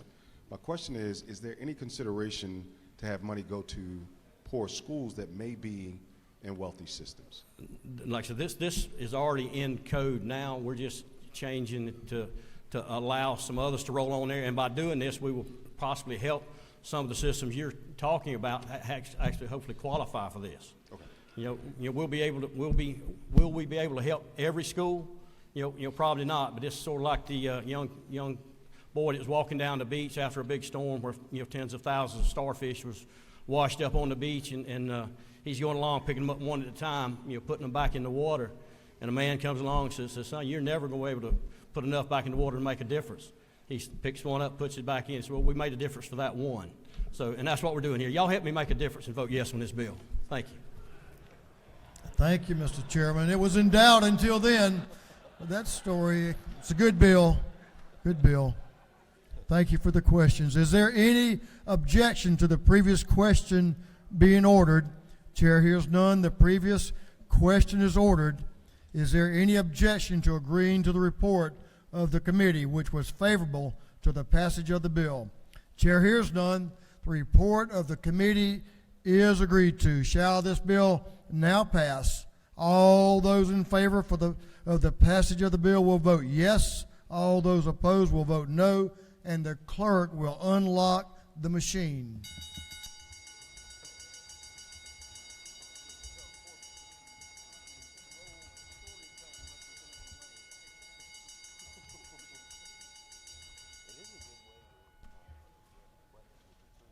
Have all members voted?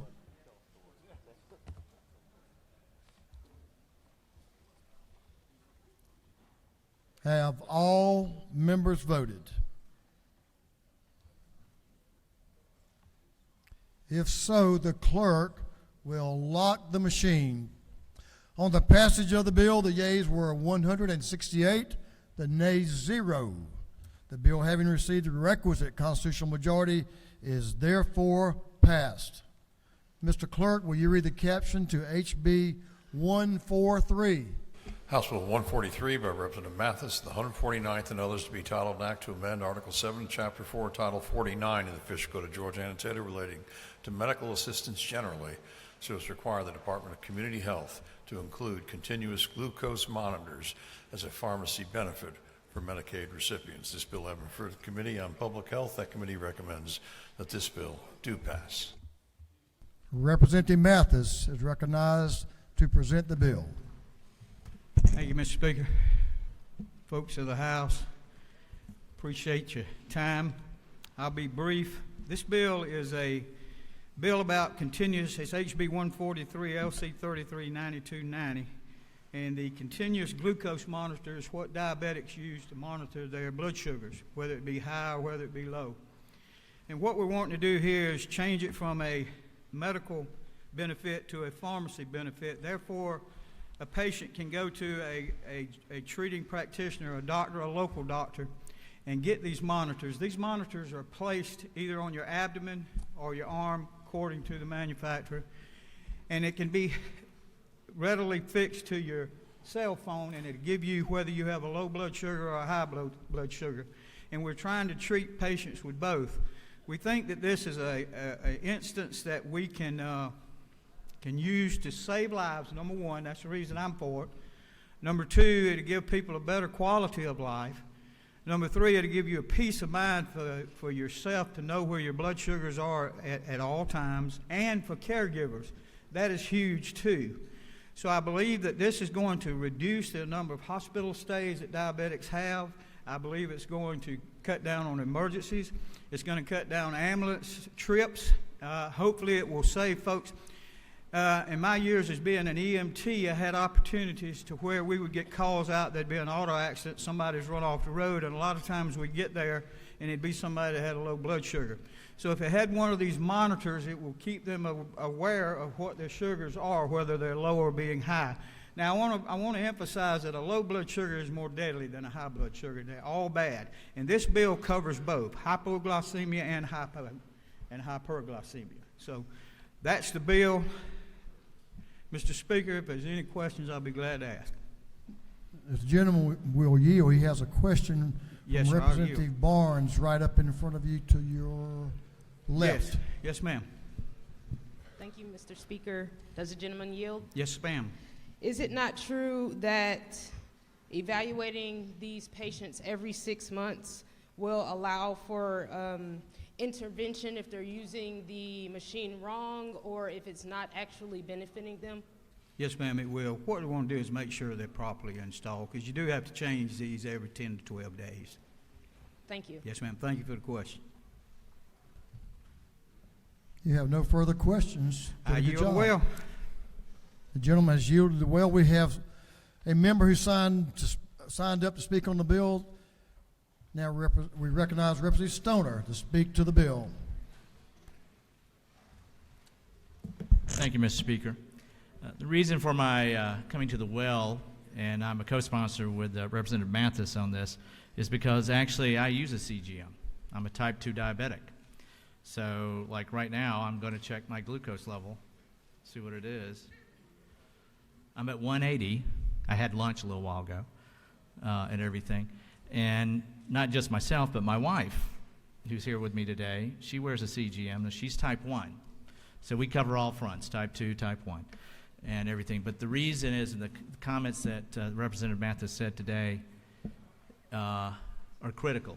And we're fortunate that we're able to afford and access this technology.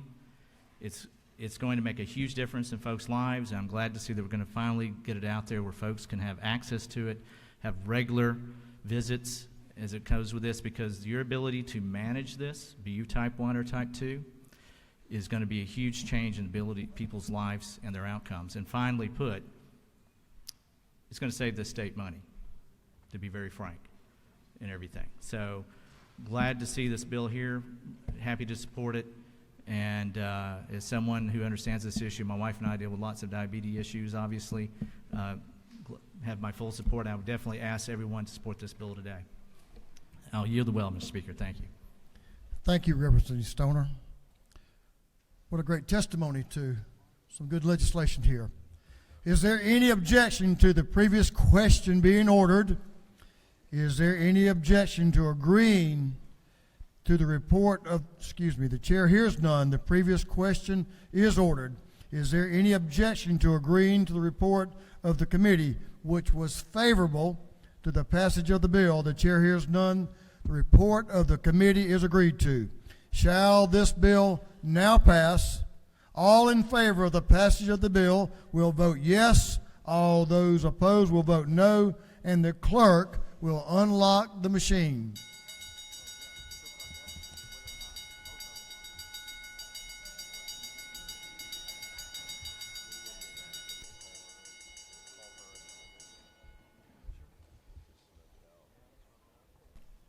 Have all members voted?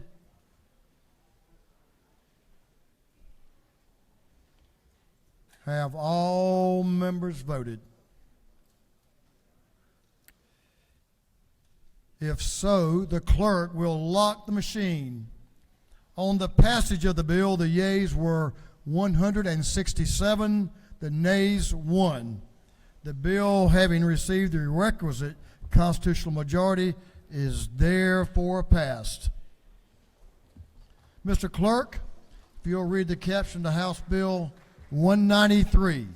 House Bill 193 by Representative Anderson of the 10th and others to be entitled an act to amend Article 2 of Chapter 91 and Title 36 of the Official Code of Georgia Annotated relating to public works, contracting, and bidding requirements so as to increase the dollar values of certain public work construction contracts exempt from bidding requirements. This bill having referred to the Committee on Governmental Affairs, that committee recommends that this bill do pass. Representative Anderson is recognized to present the bill. Thank you, Mr. Speaker. And as the last bill on the rules calendar, I'll try to exercise some advice that I was given in my first session, and that was to be brief. House Bill 193 addresses our Public Works Construction Purchasing Code. This law was put into place in the year 2000. That's 23 years ago. At that time, there was a threshold put into the bill for $100,000 that when local governments had projects that were over $100,000, it was a statutory requirement that those projects go out for competitive bid. All we are doing is increasing that, given the increase in cost of materials, labor, and that sort of thing, to $250,000. That's a level that was brought to us by the Association of General Contractors, who were the primary architects of the original law, agreed to by ACCG, GMA, and most of the contractors that I deal with myself. And Mr. Speaker, that's the bill in a nutshell, and I'll entertain any questions. Gentleman has no questions. Thank you, sir, and I yield the will and ask for your favorable consideration. Good job. Is there any objection to the previous question being ordered? The chair hears none. The previous question is ordered. Is there any objection to agreeing to the report of the committee, which was favorable to the passage of the bill? Chair hears none. The report of the committee is agreed to. Shall this bill now pass? All in favor of the passage of the bill will vote yes. All those opposed will vote no, and the clerk will unlock the machine.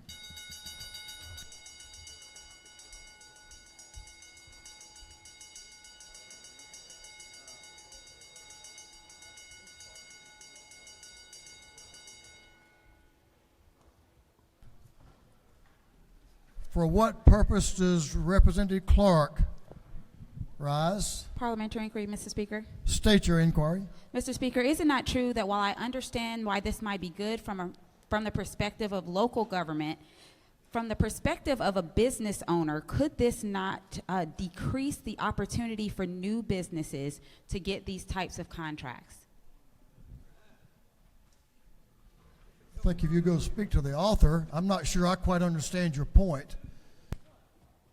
But we know that the prices, the cost of construction have gone up, so I think the timing is certainly appropriate to raise this threshold. Is there any, on the passage of the bill? Let's get back to this. Have all members voted? Have all members voted? If so, the clerk will lock the machine. On the passage of the bill, the yeas were 164, the nays 4. The bill, having received the requisite constitutional majority, is therefore passed. We'll move on. That completes our rules calendar. We'll move on to afternoon orders. Representatives Holland and Roberts, you're recognized for an afternoon order.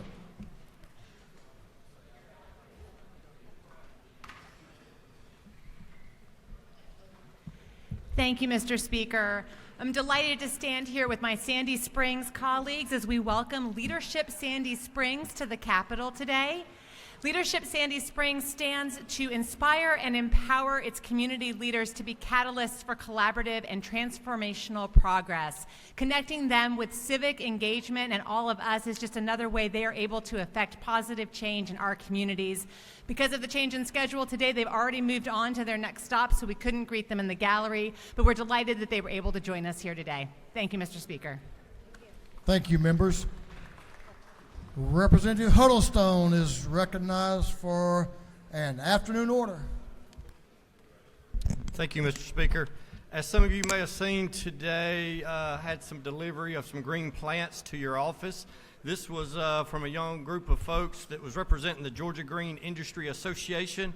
This is a statewide trade association that includes professionals from landscape trade, irrigation contractors, wholesale nursery growers, greenhouse operators, and retail garden centers. If you happen to see them in the hallways this afternoon, tell them you appreciate the plants, give them a big thank you, and thank you, Mr. Speaker. We will, Representative Huddleston. We appreciate you making us aware and reminding us of that. So it's good plants. We'll take care of them. Representative McLean, Representative Al, Representative Newton, recognized for an afternoon order.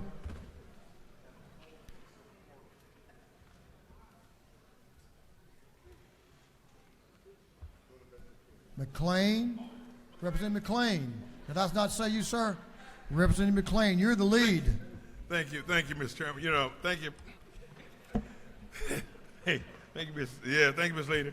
It's, wow, can I believe that, Mr. Speaker? Thank you. Must be in the afternoon.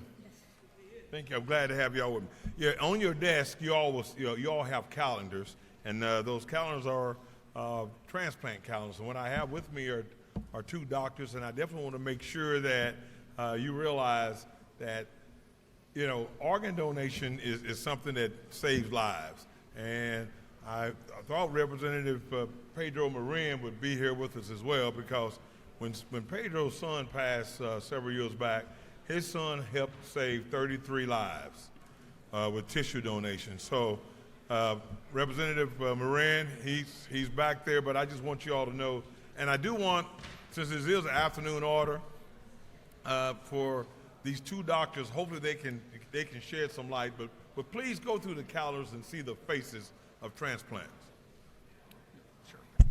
As an emergency physician, we see the devastation that comes. Trauma is the leading killer under age 45.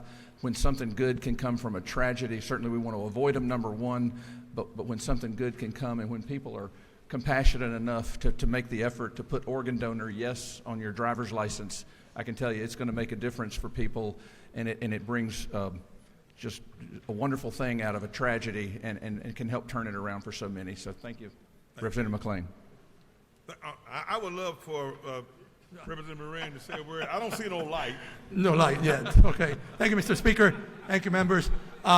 Organ donors is important, and as a life experience, when my son passed in 2017, I knew that 33 people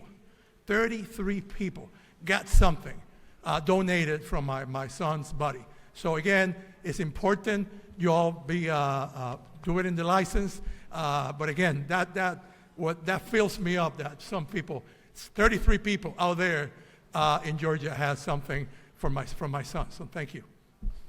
Thank you all. Thank you, members. Representative Marion, thank you for that.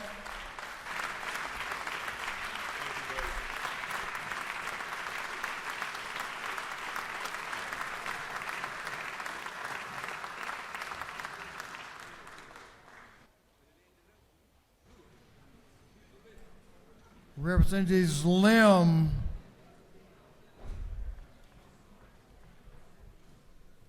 Roman, and the Gwinnett delegation. I was seeing who was coming with you. So members, please pay attention. This is very serious. Very serious. Members, please pay attention. Give your full attention to Representative Lim. Thank you, Mr. Speaker. On Tuesday night in Norcross, Jaden Travis was murdered in front of his home as his father tried to intervene and to save him. He was 13 years old. Jaden liked basketball, music, hunting, skating, and fishing, activities many of us like. His father and his family are now mourning the loss of their child and figuring out how to move forward with their unimaginable pain. This was an incident of gun violence appearing to be committed by young teenagers against another young teenager, and it was on the heels of us just a few days ago here recognizing another teenage death in the same area, which was an incident of drug overdose. So this community is mourning. Please take a moment of silence with us in remembrance of Jaden and for the strength for his father and his family.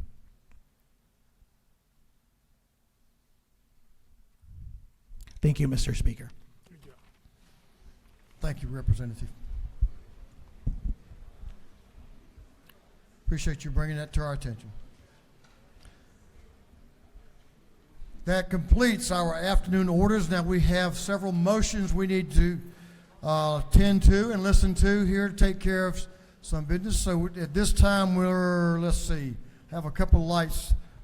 For what purpose does Representative Franklin rise? Representative Franklin from the 160th. Mr. Speaker, I rise to make a motion. State your motion. I move that the rules of this House be suspended so that a bill can be read and assigned to the committee. Mr. Clerk will read the caption, please. Unnumbered House Bill by Representative Franklin in the 160th and others to be entitled an act to amend Chapter 9 and Title 34 of the Official Code of Georgia and Taylor relating to workers' compensation. On the gentleman's motion that the rules of this House be temporarily suspended so a bill can be read for the first time and assigned to committee, is there objection? Industry and labor.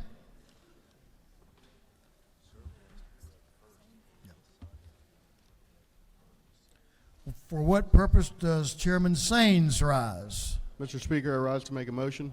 State your motion, sir. I move that the rules be temporarily suspended so that a bill may be read for the first time and assigned to committee. Mr. Clerk, will you please read the caption? Let's do both of them then, if he has to. Unnumbered House Bill by Representative Saints in the 180th to be entitled an act to amend Article 1 of Chapter 13 and Title 50 of the Official Code of Georgia and Taylor relating to general provisions of administrative procedure so as to remove the exemption of administrative review from the Board of Corrections. Unnumbered House Bill by Representative Saines in the 180th to be titled an act to amend Chapter 7, Title 48 of the Official Code of Georgia and Taylor relating to income taxes so as to provide for clarification with respect to income tax credit for establishing or relocating quality jobs. On the gentleman's motion that the rules of this House be temporarily suspended so that two bills can be read for the first time and assigned to committee, is there objection? Ways and Means.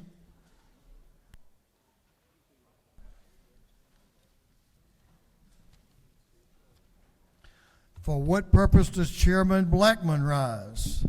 Make a motion. State your motion, sir. I move that the rules be temporarily suspended so the bill may be read for the first time and assigned to committee.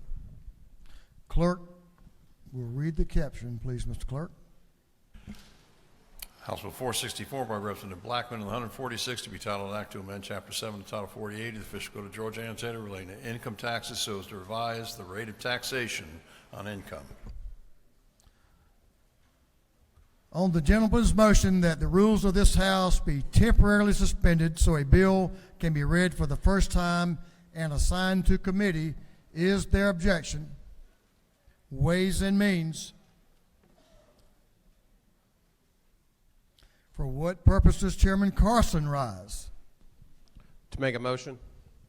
State your motion. I move that the rules of the House be temporarily suspended such that a bill may be read for the first time and assigned to committee. Mr. Clerk, will you read the caption? Unnumbered House Bill by Representative Carson of the 46th and others to be titled an act to amend Article 7, Chapter 20 of Title 47 of the Official Code of Georgia and Taylor relating to the Public Retirement Systems Investment Authority Law. On the gentleman's motion that the rules of this House be temporarily suspended so a bill can be read for the first time and assigned to committee, is there objection? Retirement. For what purpose does Chairman Powell rise? To make a motion. State your motion, sir. Sir, I would like House Bill 353 to be transferred from House, what committee is it in? Higher Ed. Higher Ed to the House Regulated Industries Committee. And both chairmen have agreed. Glad to be of service. Clerk will read the caption, please, Mr. Clerk.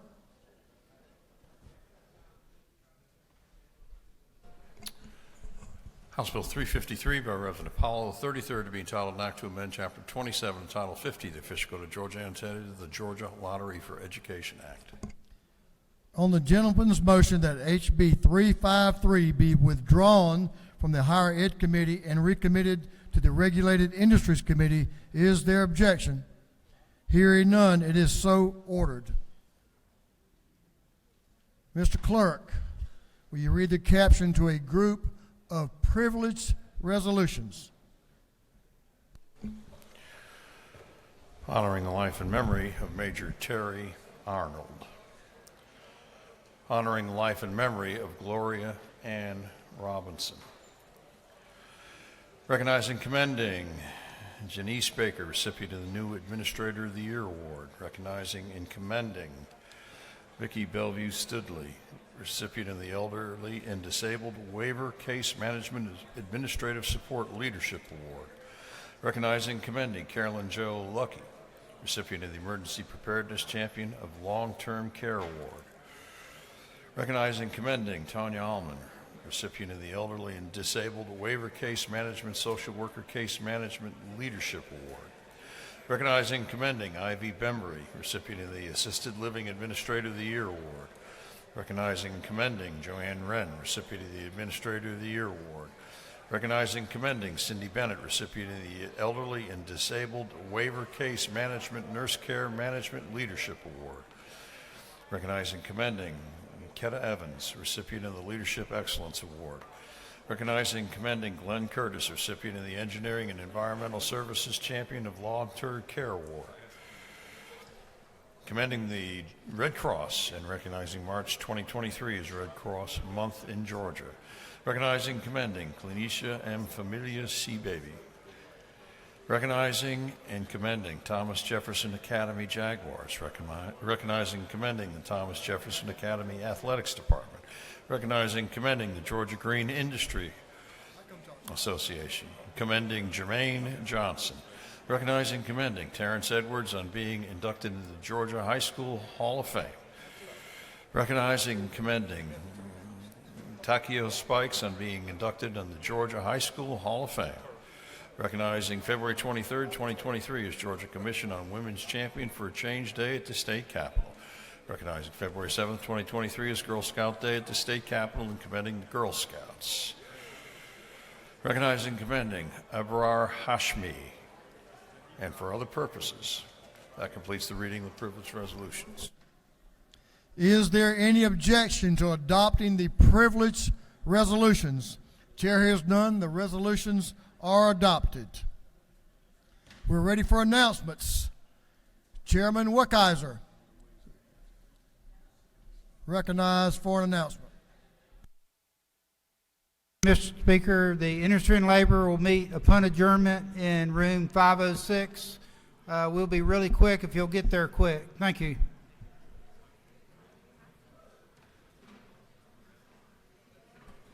Representative Panich is recognized for an announcement. Take your time. You're okay.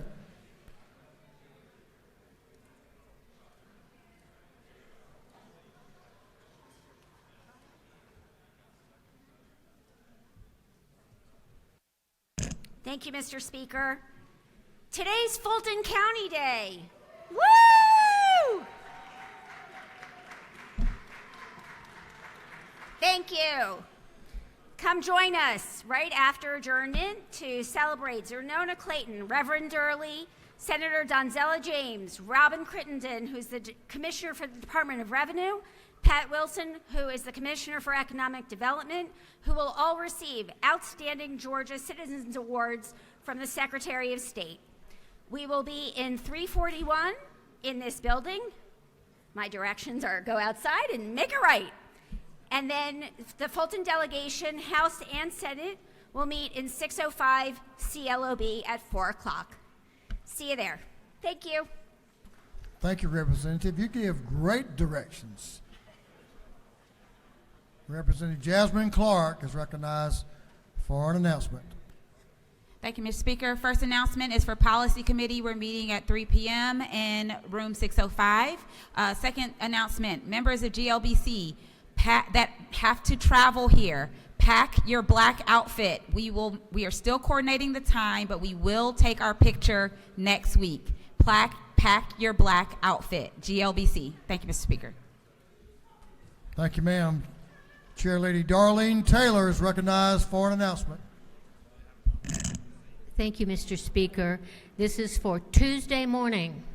The Insurance Life and Health Subcommittee will meet Tuesday morning, 8 a.m. in CLLB 406. Thank you. That completes our announcements. Ladies and gentlemen, let me have your attention for another minute. We have a couple of other things we need to account for this afternoon. And let me explain something. We had a member who accidentally dropped a bill that was stuck inside another bill a few minutes ago. And when that happens, the rule is that we waive the bill. Do I have unanimous consent to withdraw the SANES bill that was dropped and was assigned to committee a few minutes ago? Have no objection. Thank you.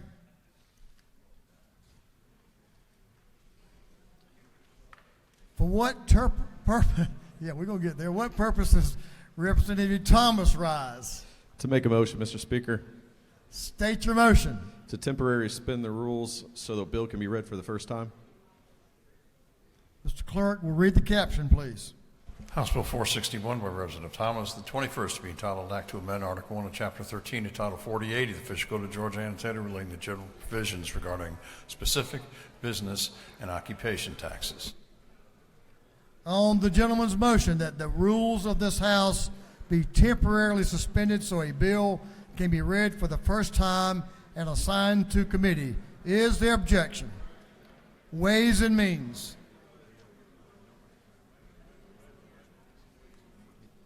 Well, we have a couple of birthdays that we're going to celebrate today.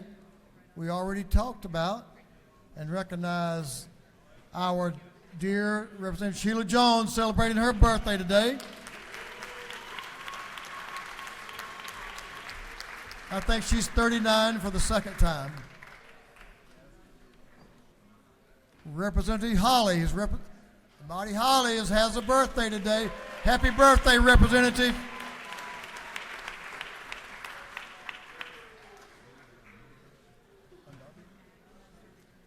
On Sunday, I don't know how big this birthday is, but I think it's pretty good size. I won't ask.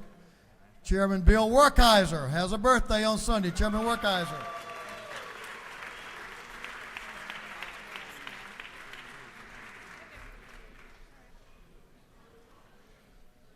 Give me your attention just a minute longer. For what purpose does Representative Neal rise? I rise to make a motion. State your motion. I move that the rules be suspended so a bill can be read for the first time. Thank you. Mr. Clerk, will you read the caption? I'll number the House Bill by Representative Neal, the 79th, to be entitled Act to Amend Chapter 7 of Title 4080 of the Official Code of Georgia annotated relating to income taxes so as to provide for a tax credit for certain expenses. On the lady's motion that the rules of the House be temporarily suspended so a bill can be read for the first time and assigned to committee, is there objection? Ways and Means. I did not. We do have Pages today. Thank you, Pages, for coming in this afternoon and being with us and taking care of our business.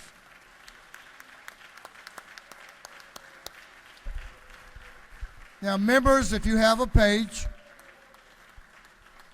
the pages will make their way down front and meet your members. We'll take a photo. A good afternoon. Thank you for your attention and thank you for your presence in the chamber.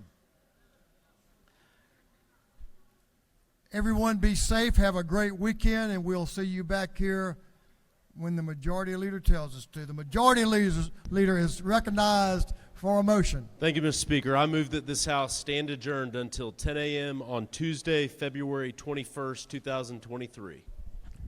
On the motion of the majority leader of this House, that this House stand adjourned until 10 a.m.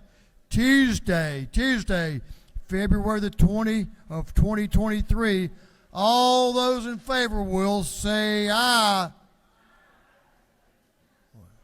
That was weak. All those opposed say no. Yes, no doubt. The ayes have it. We're adjourned. See y'all Tuesday.